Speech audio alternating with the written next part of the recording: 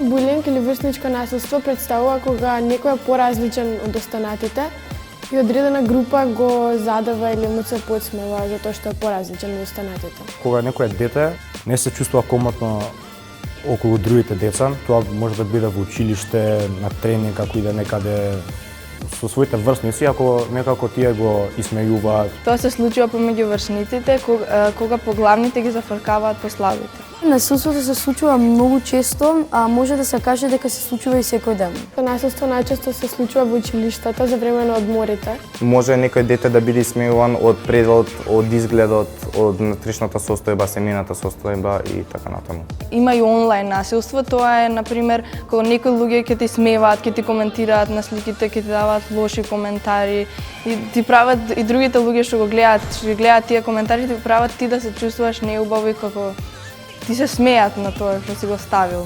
Децата што го прават тоа имаат некој проблем во себе или нервоза, ја искажуваат таа нервоза кон другите деца. Или не му е посветено доволно внимание или сака да одлече внимание И сакаат луѓето да ги дознаат како важни личности. Тој бара повеќе внимание со тоа што ги навредува другите. Лично искуство имам, мислам сите дека имаме. Но мислам дека скоро секој го има искусено на различен начин. Ме навредувале, сум навредувал и јас.